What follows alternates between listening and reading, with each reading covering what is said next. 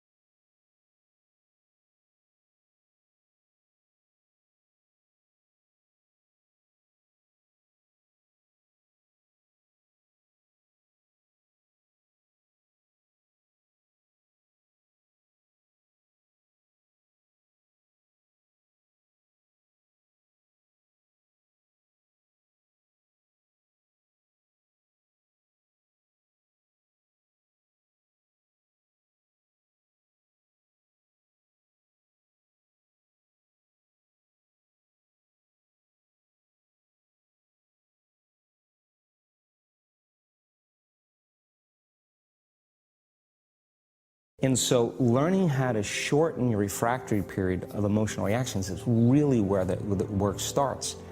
So then people, when they have an event, what they do is they keep recalling the event, because the emotions of stress hormones, the survival emotions, are saying pay attention to what happened because you want to be prepared if it happens again. Turns out most people spend 70% of their life living in survival and living in stress. So they're always anticipating the worst case scenario based on a past experience. And they're literally, out of the infinite potentials in the quantum field, they're selecting the worst possible outcome, and they're beginning to emotionally embrace it with fear. And they're conditioning their body into a state of fear. Do that enough times, body has a panic attack without you. You can't even predict it because it's programmed subconsciously. So then you say to the person, why are you this way? And they'll say, I am this way because of this event that happened to me 15 or 20 years ago. And what that means from a biological standpoint is that they haven't been able to change since that event. So then the emotions from the experience tend to give the body and the brain a rush of energy.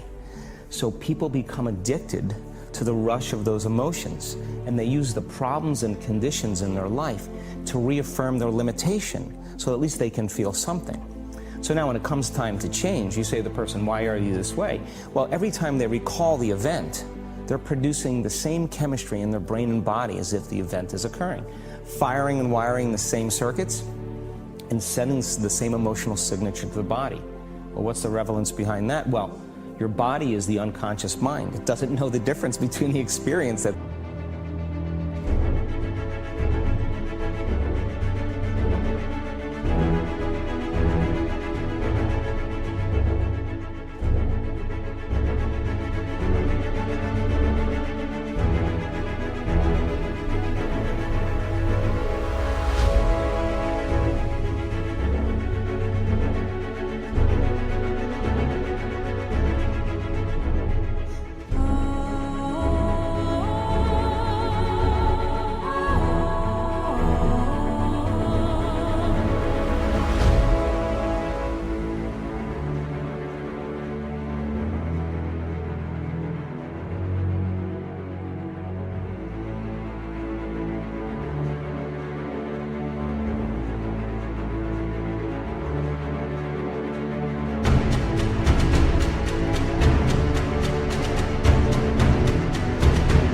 creating the emotion, and the emotion that you're creating by thought alone. So the body's believing it's living in the same past experience 24 hours a day, 7 days a week, 365 days a year. And so then when those emotions influence certain thoughts, and they do, and then those thoughts create the same emotions, and those same emotions influence the same thoughts, now the entire person's state of being is in the past. So then the hardest part about change is not making the same choices you did the day before, period. And the moment you decide to make a different choice, get ready, because it's going to feel uncomfortable. The bigger thing is that we keep firing and wiring those circuits.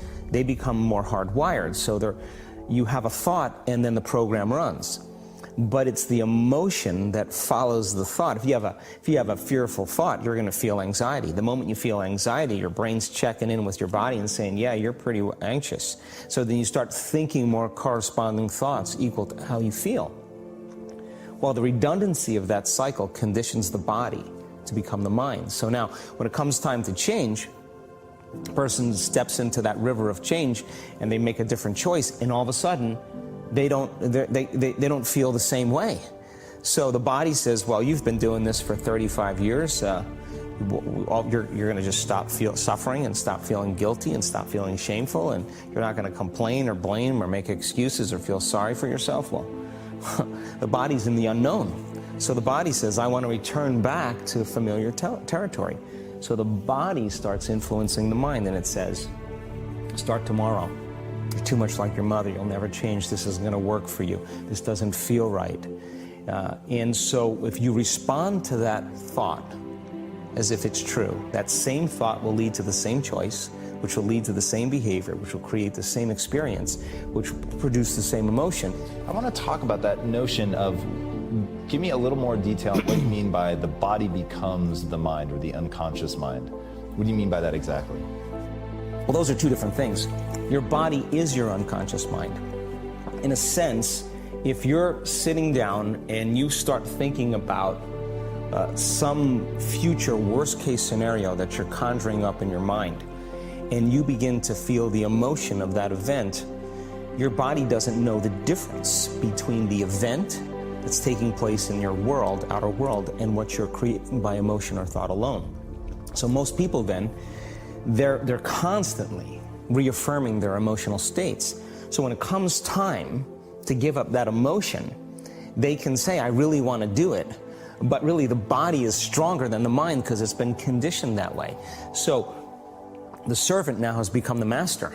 And the person, all of a sudden, once they step into that unknown, they'd rather feel guilt and suffering because at least they can predict it. Being in the unknown is a scary place for most people because the unknown is uncertain. You know, people say to me, well, I can't predict my future.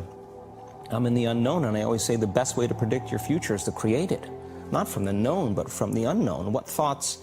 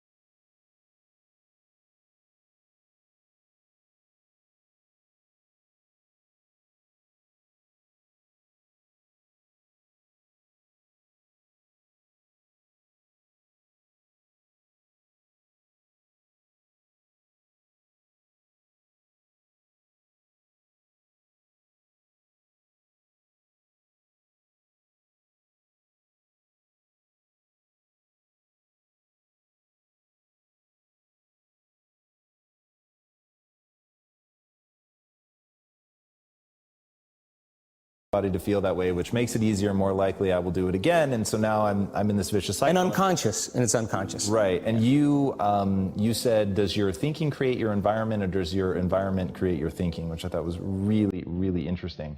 So how do we then go from that, like mechanistically, to begin this visualization process of something that's empowering? It's me in a different state, it's my future self. Is it meditation? Is it, what does that look like? If you're not being defined by a vision of the future, then you're left with the old memories of the past, and you will be predictable in your life.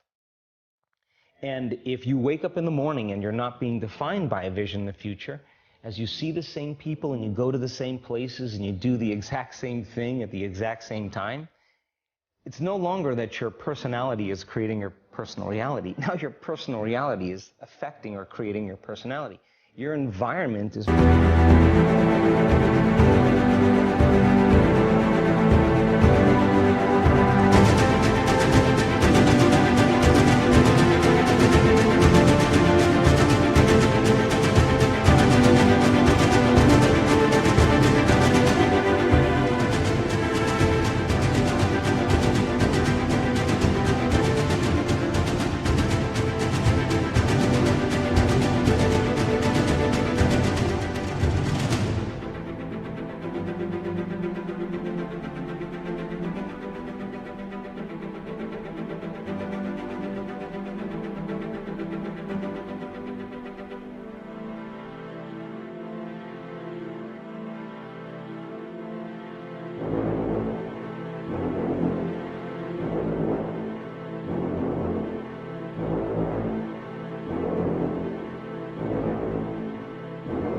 controlling how you think and feel unconsciously. Because every person, everything, every place, every experience has a neurological network in your brain. Every experience that you have with every person produces an emotion. So some people will use their boss to reaffirm their addiction to judgment. They'll use their enemy to reaffirm their addiction to hatred. They'll use their friends to reaffirm their addiction to suffering. So now, they need the outer world to feel something. So to change then is to be greater than your environment, to be greater than the conditions in your world. And the environment is that seductive. So then, why is meditation the tool? Well, let's sit down, let's close our eyes. Let's disconnect from your outer environment. So if you're seeing less things, there's less stimulation going to your brain. If you're playing soft music or you have earplugs in, less sensory information coming to your brain, so you're disconnecting from your environment. If you can sit your body down and tell it to stay like an animal, stay right here.